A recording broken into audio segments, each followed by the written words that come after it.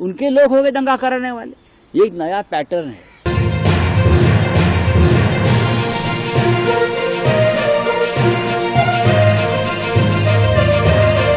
कल नागपुर में हिंसा हुई, 20 से अधिक। नागपुर में हिंसा होने का कारण नहीं है। नागपुर आरएसएस का गढ़ है।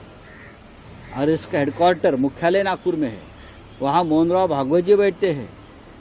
पूरा हिंदुत्व का प्रखर हिंदुत्व का कुंबा वहाँ बैठते हैं। वहाँ देवेंद्र जी का चुनाव क्षेत्र है। वहाँ दंगे कौन कह रहेगा, किसकी हिम्मत है। गृह मंत्री देवेंद्र फडणवीस जी है, मुख्यमंत्री देवेंद्र जी है। वहाँ भारतीय जनता पार्टी के प्रदेशाध्यक्ष बावनकुळे नागपुर से है और 4 मंत्री आसपास है। कोई हिम्मत कर सकता है?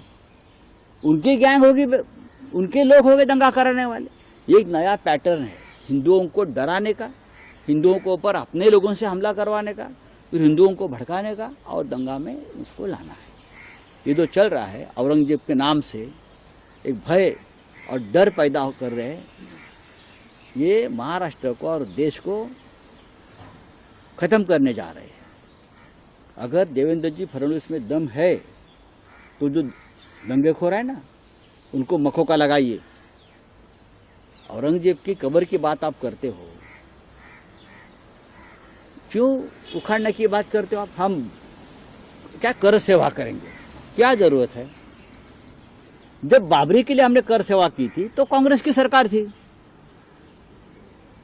राष्ट्रपति कांग्रेस के थे, प्रधानमंत्री कांग्रेस के थे।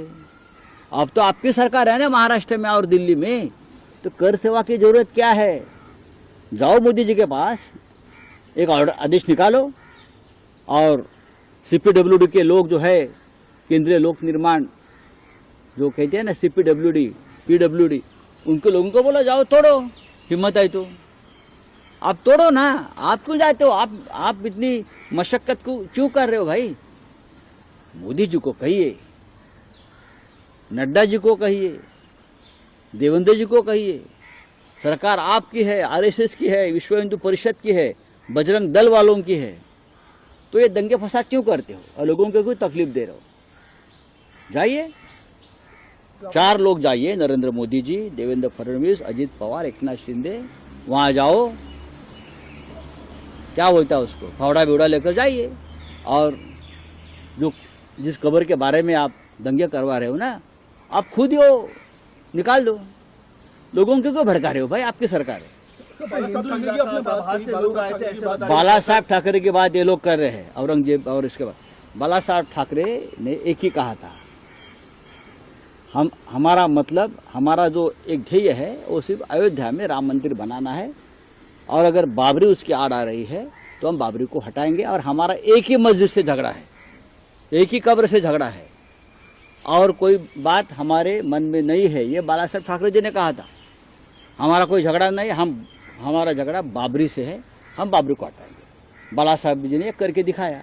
अब तो ये बाला साहब के नाम पर कुछ भी करते हो, बाला साहब को बदनाम कर रहे हो, शिवाजी महाराज को बदनाम करते हैं, ये संभाजी महाराज को बदनाम करे।